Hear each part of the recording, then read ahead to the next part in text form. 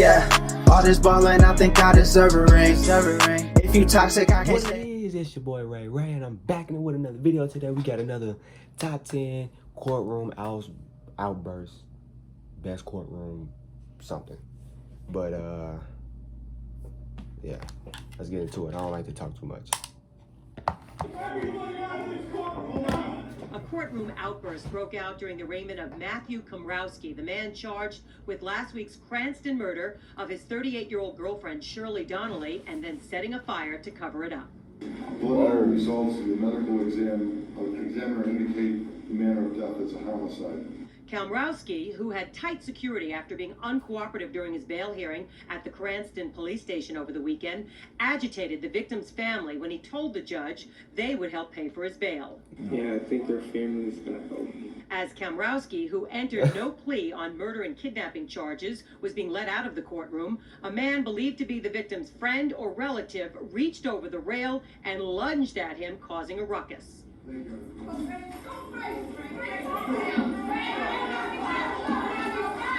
Oh, they was trying to do something to him. Outside the courtroom, family members expressed outrage over Komrowski's callous actions and his criminal past. It was more than that, his rap sheet. It was arson, domestic, attempted murder, assault. It went on and on and on. Tell me where the freaks at. Fireworks today in court in the sentencing of a convicted rapist. Once again, Luis Harris accused the judge in his case of being unfair. Your behavior with me, as well as my behavior with you, was completely inappropriate. Harris also made reference to a stare down between himself and the judge earlier in the hearing. A jury found Harris guilty of impersonating a police officer, kidnapping, and raping a woman on Bayshore Boulevard. During his trial, Harris tried to represent himself, battled the judge frequently, and was even dragged out of court screaming. Today, Judge Chet Tharp said the evidence against Harris was overwhelming. The first thing you said is, I am no monster. To the contrary, Mr. Harris, you are a monster. Yep. You use the guise of law enforcement to take control over your victims so you can have your way with them. At one point, Harris became emotional when he apologized to his mother. Judge Tharp went on to sentence Harris to life in prison. Exactly. One by one, heads down, all in shackles, the three people accused of killing 10-year-old Victoria Martins made their way into the courtroom. Michelle Martins, Jessica Kelly, and Fabian Gonzalez are suspects in one of New Mexico's most horrific crimes. As they spotted friends or family members, there were plenty of tears and looked like sighs. a smoker. The grandparents of 10-year-old Victoria Martins held hands and wore pins saying, "Forever Victoria." Last August, Victoria was raped, killed, dismembered, then set on fire. Victoria's mother, Michelle, is one of the suspects in this case. At first, it was quiet in the courtroom. Then a woman who blew kisses at our photographer and gestured for Jessica Kelly to smile was kicked out.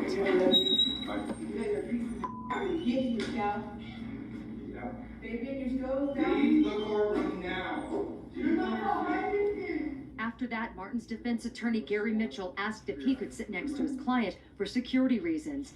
Then, when the three suspects were moving out of the jury box and in front of the judge, Jessica Kelly tumbled over, and bailiffs had to help her get back on her feet. Eventually, she made her way in front of the judge, who decided all three will be tried separately. There's not a day I don't think about killing myself. Two of her children, ages 8 and 7, died in the accident. A third, who was 3, was paralyzed. The man who caused it, then 20-year-old Jorge Solis, was driving drunk.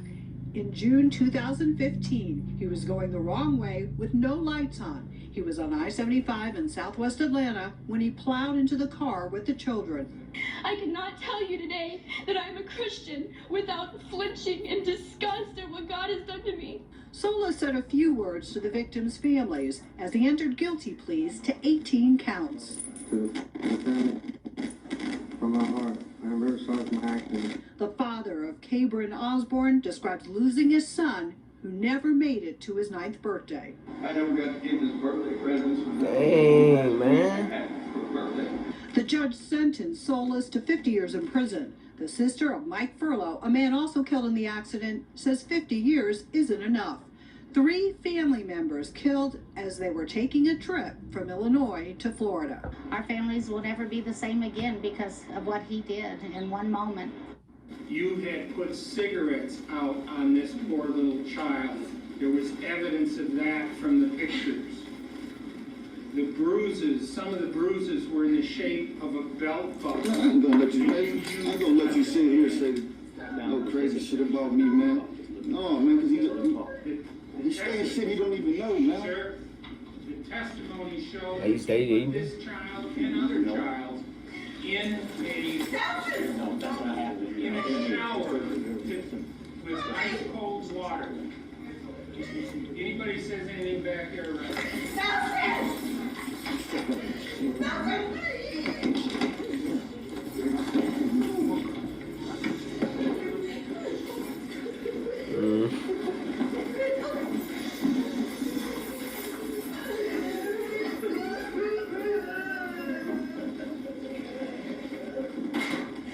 Wright sat in court smiling and nearly laughing as a mother shed tears for her son shot and killed by Wright.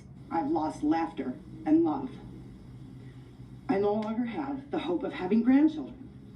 I've lost the enjoyment of holidays and birthdays and of everyday life. Wright addressed the court showing no remorse. I just want to tell y'all, I'll be home soon. R.I.P. Keon. I love my family. Whoa!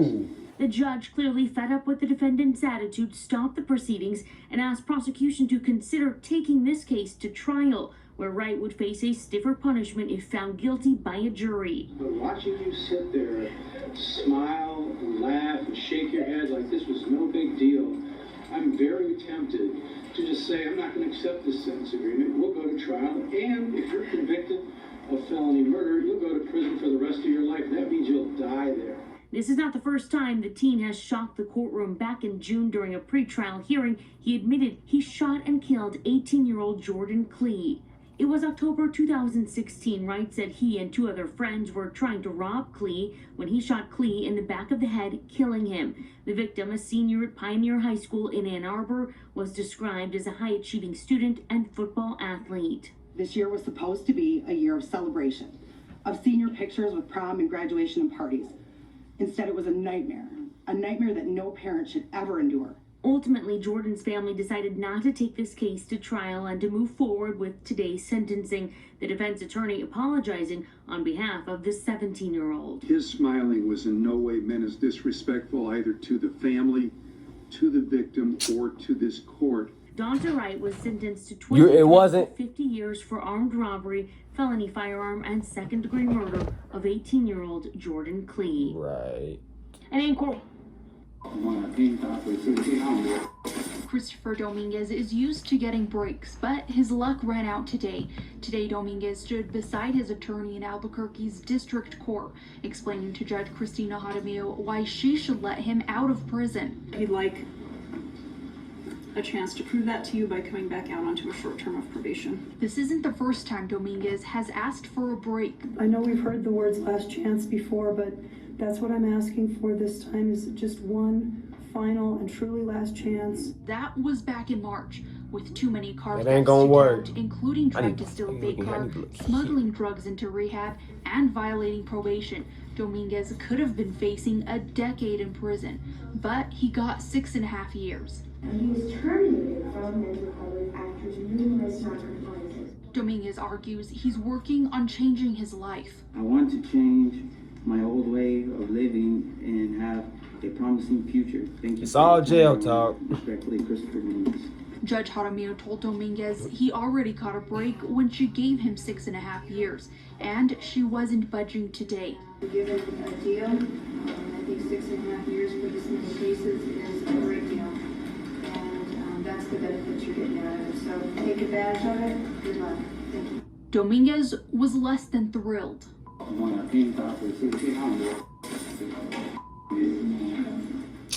Man, you got off with 6 An years? emotional, That's... albeit angry Pamela Phillips addressing her ex-husband, murdered Tucson businessman Gary Triano's surviving family for the very first time Smoking. in court. Crackhead. I just want everybody to know that I am innocent. I Yeah, am no, innocent. no, you're not innocent. You look like a crackhead. Okay. And 70. Roy, this is hard. It's so hard for me. It's a nightmare. This is a nightmare. Okay, it happens a nightmare. And Gary was my husband. Okay? Gary was my husband, and he was the father of my children. And I am innocent. And I want everybody to know that. This is not a travesty, and it's a nightmare for me. Okay? And I don't understand how this can even happen, right? But I want you all to know that I am innocent. The plea moments before hearing she'll spend the rest of her life in prison. The sentencing comes 1 month after jurors convicted Phillips of first-degree murder and conspiracy to commit first-degree murder, guilty of hiring a hitman to kill her ex-husband, Gary Triano, back in 1996. A separate jury convicted hitman Ronald Young in 2010. Triano's children calling out their former stepmother in court. His life was taken as the result of greed, hate, and malice. Phillips' attorneys arguing her innocence until the end. She doesn't have remorse because she didn't do this. And it's not just a tragedy for my client. It's not just a tragedy for Ronald Young. It's not just a tragedy for the people that care about them. It's a tragedy for the victims in this case because the real perpetrators aren't going to be brought to justice.